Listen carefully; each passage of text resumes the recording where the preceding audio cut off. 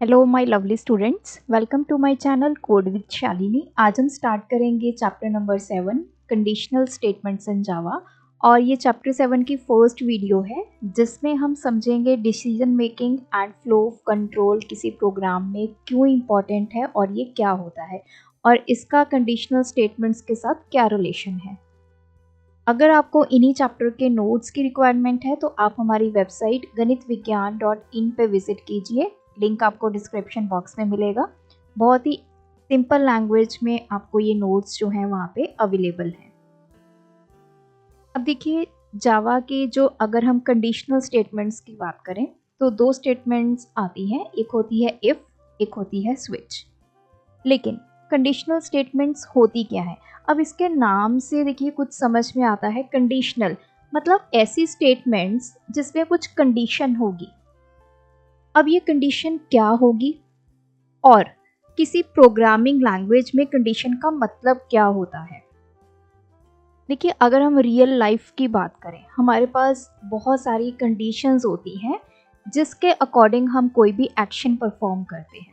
For example, अब आप class 9 के स्टूडेंट्स हैं, आपने बाइक या फिर कोई एक्टिवा चलानी है, लेकिन आपके पास ड्राइविंग लाइसेंस होना चाहिए। तो ड्राइविंग लाइसेंस की कंडीशन है कि आपकी एज जो है वो 18 या उससे ग्रेटर होनी चाहिए, तभी आपको ड्राइविंग लाइसेंस जो है वो मिलेगा। तो यहाँ पे ये कंडीशन आ गई। सेकेंड कंडीशन की बात करते हैं। अब कोई स्टूडेंट है, उसने क्लास 8 का एग्ज़ाम पास किया तो वो क्लास 9 में प्रमोट हो गया। तो ये उसके लिए क्या हुई? एक कंडीशन हो गई कि अगर आप एग्ज़ाम क्लियर करेंगे, पास करेंगे, तभी आप नेक्स्ट क्लास में प्रमोट होंगे। अब हमें ये समझना है कि जो हमारी प्रोग्रामिंग लैंग्वेज है, चाहे वो जावा है या कोई भी प्रोग्रामिंग लैंग्वेज है, उसमें भी हमें कंडीशंस की रिक्वायरमेंट पड़ती है। अभी तक आपने जितने भी प्रोग्राम्स किए हैं जावा में, कहीं भी हमने कंडीशन यूज़ नहीं की। अब मैं आपको एग्जांपल से समझाती हूँ। सपोज कीजिए आपने एक जावा का प्रोग्राम बनाना है, उसमें मैंने आपको बोला कि किसी स्टूडेंट के आपने मार्क्स इनपुट करवाने हैं। आपने मार्क्स इनपुट करवाए, ठीक है। फिर आपने चेक करना है कि ये जो इनपुट मार्क्स हैं, पहला स्टेप आपने ये करना है। सेकंड स्टेप, ये जो इनपुट मार्क्स हैं, अगर ये ग्रेटर देन 60 होंगे तब आप बोलेंगे कि वो स्टूडेंट पास है, अदरवाइज वो क्या है? फेल है। और फिर आपको इसकी आउटपुट दिखानी है कि ये स्टूडेंट पास हुआ या फेल हुआ। अब सपोज मैंने इनपुट किए मार्क्स 45, तो आपका रिजल्ट क्या आना चाहिए? फेल। अगर मैंने इनपुट किए मार्क्स 85, आपका रिजल्ट क्या आना चाहिए? पास। आपने इस कंडीशन के बेस पे इस तरह अपना प्रोग्राम लिखना है कि जो इनपुट है वो चेक हो कि वो 60 से ग्रेटर है। अगर ग्रेटर है तो वो पास हो, अदरवाइज आपका आउटपुट क्या आए? फेल आए। तो बहुत सारे हमारे ऐसे सिनेरियोज होते हैं रियल वर्ल्ड में जहाँ पे हमें ऐसी कंडीशंस की रिक्वायरमेंट पड़ती है। अब बहुत सारे स्टूडेंट्स ने ऑनलाइन गेम्स प्ले की होंगी। ऑनलाइन गेम में क्या होता है कि अगर आपका जैसे फर्स्ट लेवल अगर आप क्रॉस कर लेते हैं तो आप सेकंड लेवल पे जंप करेंगे। आप सेकंड लेवल पे तब तक नहीं जा सकते जब तक आपका फर्स्ट लेवल क्लियर नहीं होगा। तो ये सभी क्या है? ये आपकी कंडीशंस हैं। तो जब भी हमें जावा का कोई ऐसा सॉफ्टवेयर बनाना है जिसमें हमें कुछ कंडीशन के बेस पे आउटपुट दिखानी है, वहाँ पे यूज़ होती हैं हमारी कंडीशनल स्टेटमेंट्स। तो इस प्रोसेस को बोला जाता है डिसीजन मेकिंग, कि हम कंडीशन के बेस पे कोई डिसीजन ले रहे हैं। अब मैंने कंडीशन चेक की, अगर मार्क्स ग्रेटर देन 60 हैं तो मैंने डिसीजन क्या लिया कि आउटपुट क्या आएगी? स्टूडेंट की आउटपुट फेल दिखाएगा या पास दिखाएगा। तो मैंने कुछ डिसाइड कर लिया बेस्ड अपॉन दिस कंडीशन। तो रियल वर्ल्ड में भी हम डिसीजन मेकिंग करते हैं। आपके डेली लाइफ में, रूटीन में बहुत सारी ऐसी कंडीशंस होती हैं। अब आपको भूख लगी है, आप क्या करोगे? खाना खाओगे। प्यास लगी है तो आप पानी पियोगे। तो कंडीशन है, बेस्ड अपॉन कंडीशन आप क्या एक्शन लेते हैं। तो सिमिलरली जब हमें प्रोग्राम के अंदर कोई कंडीशन देनी है और उसके बेस पे कोई एक्शन लेना है, then we use conditional statements. और इस प्रोसेस को बोला जाता है डिसीजन मेकिंग। डिसीजन मेकिंग एक ऐसा प्रोसेस जिसे हमें ये देखना है कि किसी कंडीशन के बेस पे हम कौन सी स्टेटमेंट को एग्जीक्यूट करें। अब यहाँ पे अगर मार्क्स 60 हैं तो हम क्या एग्जीक्यूट करेंगे, पास वाली स्टेटमेंट को, अदरवाइज हम क्या करेंगे, फेल वाली स्टेटमेंट को। So decision making helps a program choose what to do next. तो मेरे पास यहाँ पे दो चीजें आ गई, अगर मार्क्स ग्रेटर देन 60 है या तो ये चीज यस होगी तो स्टूडेंट क्या हो जाएगा, पास हो जाएगा। अगर ये चीज नहीं हुई तो स्टूडेंट क्या हो जाएगा, फेल हो जाएगा। तो मुझे अब कंडीशन के बेस पे समझ आया कि मुझे अगला स्टेप क्या लेना है। तो मैं इस कंडीशन के बेस पे चेक करूंगी, मार्क्स ग्रेटर देन 60 हैं तो मैं इस चीज़ को एग्जीक्यूट करवाऊंगी, मार्क्स लेस देन 60 हैं तो मैं फेल वाले पार्ट को एग्जीक्यूट करवाऊंगी। सो डिसीजन मेकिंग में हम ये देखेंगे कि कंडीशन क्या है, कंडीशन के बेस पे हमने एक्शन क्या लेना है। तो थर्ड पॉइंट में यही लिखा हुआ है कि कंडीशन अगर ट्रू है, जैसे मार्क्स उसके 60 से ग्रेटर हैं, तो आप क्या, 1 ब्लॉक ऑफ कोड रन्स, तो ये वाला पार्ट रन होगा। अगर मार्क्स लेस देन 60 हैं, मतलब 60 से ग्रेटर नहीं है तो मतलब कम है, तो आप ये वाला पार्ट एग्जीक्यूट करोगे।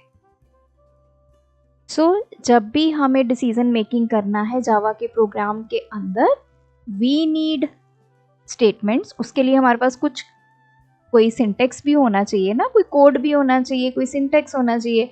तो हम यूज करते हैं या तो इफ स्टेटमेंट को या फिर स्विच।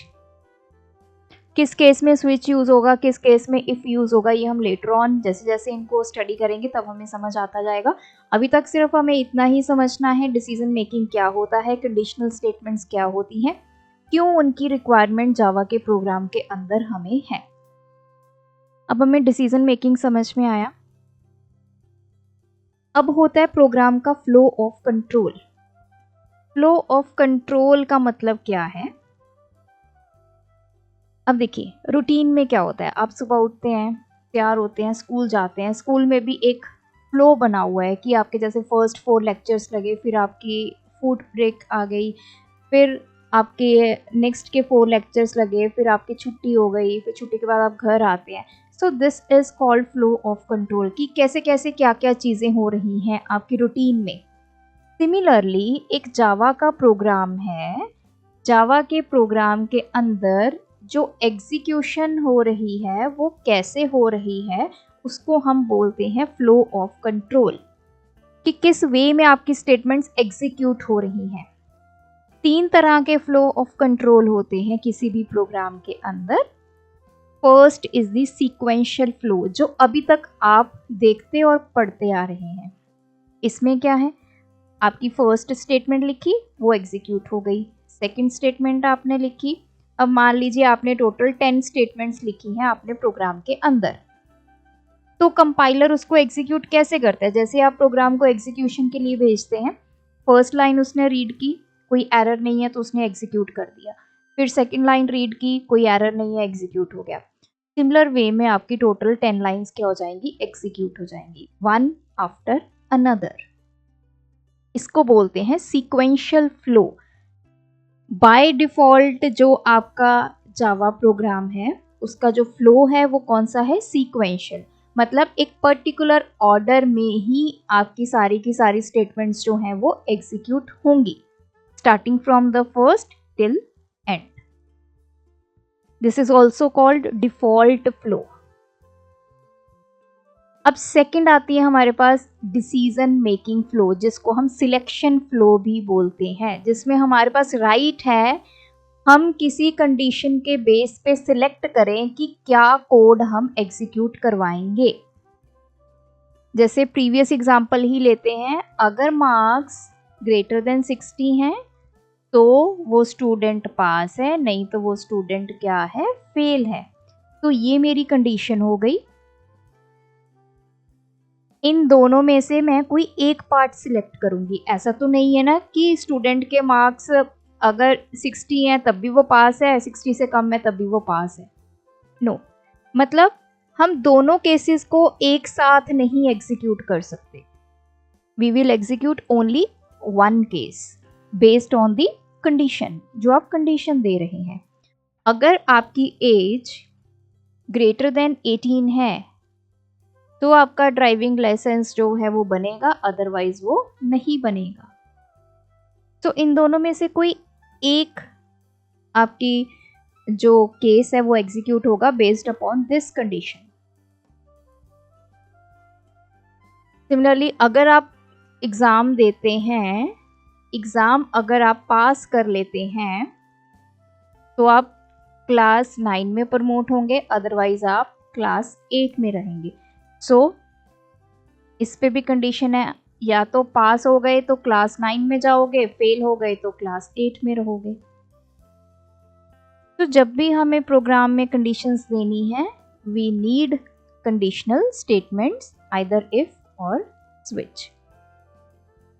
थर्ड हमारे पास आते हैं आइट्रेशन, जिसको हम लूपिंग कंडीशंस बोलते हैं या लूप स्टेटमेंट्स बोलते हैं. आइट्रेशन फ्लो, ये आपके चैप्टर नंबर 8 में कवर होगा, ये आपके चैप्टर नंबर 7 में सारा कवर हो जाएगा. ये आप ऑलरेडी पढ़ के ही आए हो. सिक्वेंशियल फ्लो, कोई भी नॉर्मल प्रोग्राम है अगर उसमें इफ नहीं यूज हुआ, लूपिंग स्टेटमेंट्स नहीं यूज हुई, तो उसका फ्लो हमेशा क्या रहेगा, सिक्वेंशियल ही रहेगा. One by one statements execute होती जाएंगी. अब ये आइट्रेशन फ्लो में क्या होता है, इसमें आती है हमारी लूप. लूप कौन कौन सी, डू वाइल जिसको हम इकट्ठा बोलते हैं, while and for loops. Loop का मतलब क्या होता है, इंग्लिश में भी लूप का मतलब क्या होता है, बार बार चलना, रिपीट होना. तो मैंने कोई कंडीशन दे दी, जब तक वो कंडीशन ट्रू रहेगी मेरी कुछ स्टेटमेंट्स बार बार चलती रहेंगी. फॉर एग्जाम्पल, मुझे 1 से 10 तक नंबर्स को डिस्प्ले करवाना है, तो जब तक मेरा नंबर 10 से छोटा रहेगा या 10 के इक्वल नहीं आ जाता, तो कुछ स्टेटमेंट्स बार बार चलती रहेंगी. तो इसको बोलते हैं आइट्रेशन फ्लो या लूपिंग फ्लो. ये किसकी हेल्प से होता है, लूप स्टेटमेंट्स. लूप स्टेटमेंट्स कौन कौन सी हैं, फॉर, वाइल, डू वाइल. जो हमारा कंडीशनल फ्लो है, ये सेकंड वाला सिलेक्शन फ्लो या कंडीशनल फ्लो, ये किसकी हेल्प से होता है, कौन सी स्टेटमेंट्स की हेल्प से, या इफ या फिर स्विच. तो अब हमें समझ में आ गया कि कंडीशनल स्टेटमेंट्स हम तब यूज करेंगे अगर हमने अपने प्रोग्राम में कोई डिसीजन लेना है. डिसीजन मेकिंग के लिए हम कंडीशनल स्टेटमेंट्स यूज करेंगे. देखिए, इस चैप्टर में हमें इन्हीं स्टेटमेंट्स को बहुत ही डिटेल में विद प्रोग्राम, हम आगे आगे जैसे जैसे वीडियोस बढ़ती जाएंगी हम इनको समझते जाएंगे. इफ स्टेटमेंट बहुत तरीके से यूज हो सकती है. अकेली इफ स्टेटमेंट को हम यूज कर सकते हैं. सेकंड होता है इफ, ओनली इफ, मतलब इफ के बाद दूसरी इफ, तीसरी इफ. इफ के साथ else statement, if, else, if, इस तरह पैटर्न हम यूज कर सकते हैं. And fifth one is nested if. If के अंदर दूसरी इफ, उसके अंदर दूसरी इफ, इसको बोलते हैं नेस्टेड. एक चीज के अंदर दूसरी, दूसरी के अंदर थर्ड वन, तो इसको नेस्टेड बोला जाता है. तो जो आपकी इफ स्टेटमेंट है वो इन 5 तरीकों से हम अपने प्रोग्राम में यूज कर सकते हैं. डिपेंड करता है कि हमारा सिनेरियो क्या है, सिचुएशन क्या है, किस चीज का प्रोग्राम बनाना है, हमारी कंडीशन क्या है, क्या हमने उसमें डिसाइड करना है. तो उसके बेसिस पे हम इनमें से किसी को भी यूज कर सकते हैं. इसी तरह हमारा स्विच स्टेटमेंट है, इसका अलग सिंटेक्स होगा, इफ का अलग सिंटेक्स होगा, सभी का अलग अलग सिंटेक्स होगा. और एक एक करके अब हम नेक्स्ट वीडियोस में देखेंगे कि कैसे इनको यूज करना है. प्रोग्राम की हेल्प से मैं आपको समझाऊंगी, तो बिल्कुल भी इन वीडियोस को मिस ना करें.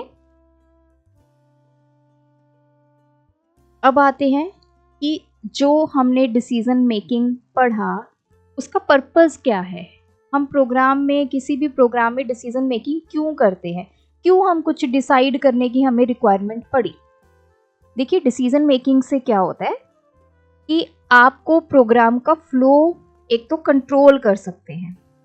अब आपने देखा कि मार्क 60 से ज़्यादा है तो आप जो है वो पास वाला जो कोड है वो एग्जीक्यूट करेंगे, अदरवाइज फेल। तो इससे आप जो फ्लो है उसको आप कंट्रोल करेंगे। सीक्वेंशियल फ्लो नहीं रहेगा। अब आपका जो फ्लो है वो चेंज हो जाएगा डिपेंडिंग अपॉन द कंडीशन। किसी कोड को एग्जीक्यूट करना based on the conditions. To make program smart and interactive, to solve real life problems logically. देखिए बहुत सारी ऐसी, जैसे मैंने आपको पहले भी बताया, अब आप गेम प्ले करते हैं, मोस्टली गेम्स जावा में बनी होती हैं, तो उसमें क्या है, आप कईयों में कंडीशन होती है कि अगर आप इतना स्कोर बना लेंगे तब आप नेक्स्ट लेवल पे जाएंगे। तो उन्होंने एक मिनिमम कंडीशन रख दी कि अगर आपका स्कोर 500 होगा इस राउंड में तो आप नेक्स्ट राउंड में चले जाएंगे, उसके लिए एलिजिबल हो जाएंगे। तो ऐसी बहुत सारी रियल लाइफ प्रॉब्लम्स होती हैं जिनको हमें प्रोग्राम की हेल्प से सॉल्व करना होता है, तो इसलिए हम वहाँ पे कंडीशनल स्टेटमेंट्स का यूज़ करते हैं। अब जो डिसीजन मेकिंग हम अभी तक पढ़ते आ रहे हैं उससे क्या होगा, जावा में क्या इम्पैक्ट पड़ेगा प्रोग्राम्स के ऊपर। अगर हम डिसीजन मेकिंग नहीं करते हैं तो जो प्रोग्राम है वो लाइन बाय लाइन चलता रहेगा, जिसको हम सीक्वेंशियल फ्लो करते हैं विदाउट थिंकिंग। हमने सीधा लिख दिया कि मार्क्स मेरे 60 से ग्रेटर है तो पास हो जाए, फिर मैंने लिख दिया 60 से कम है तो फेल हो जाए। अगर मैं ऐसा लिख देती हूँ, मान लीजिए आपने एक प्रोग्राम बनाया, मार्क्स ग्रेटर देन 60 हैं तो डिस्प्ले हो जाए पास, फिर मैंने नेक्स्ट लिख दिया मार्क्स लेस देन 60 हैं तो डिस्प्ले हो जाए फेल। तो इस केस में क्या होगा, वो इन सभी लाइंस को एग्जीक्यूट करता जाएगा। पहले वो पास दिखा देगा, फिर वो फेल दिखा देगा। कहीं पे उसने कुछ चेक ही नहीं किया। जब तक हम इफ़ स्टेटमेंट नहीं लगाते हैं, कंडीशन नहीं देते हैं इसमें, तब तक आपका जो फ्लो है वो सीक्वेंशियल चलता रहेगा। तो डिसीजन मेकिंग तो नहीं हुई ना, उसको पता ही नहीं चला कि 60 से ग्रेटर है तो मुझे पास को दिखाना है, 60 से कम है तो मुझे फेल को दिखाना है। तो डिसीजन मेकिंग तभी होगी जब आप इफ स्टेटमेंट या फिर स्विच स्टेटमेंट का यूज करेंगे। Decision making statements allow Java program to, decision making से हम क्या कर सकते हैं, कंडीशंस को चेक कर सकते हैं। टेक डिफरेंट एक्शंस, अगर ग्रेटर देन 60 है तो पास, लेस देन है तो फेल। तो हमारे पास दो ऑप्शंस आ गई, इनमें से कोई एक एग्जीक्यूट होगी। Handle real world situations. तो ये मैं थोड़ा सा ओवरव्यू है डिसीजन मेकिंग के ऊपर। सो ये थी आज की वीडियो। आई होप इस वीडियो से आपको अब एक विजन क्लियर है कि हम कंडीशनल स्टेटमेंट्स को जावा में क्यों यूज़ करेंगे, कब यूज़ करेंगे, ताकि जब भी आपको एक प्रोग्राम बनाने के लिए दिया जाए तो उसमें आप ये डिसाइड कर सको कि हम किन स्टेटमेंट्स का यूज़ करके इस प्रोग्राम को बना सकते हैं। सो आज की वीडियो में इतना ही। Thanks for watching. सिंटेक्स हो या सेमीकोलन की परेशानी, फॉलो करें कोड विद शालिनी।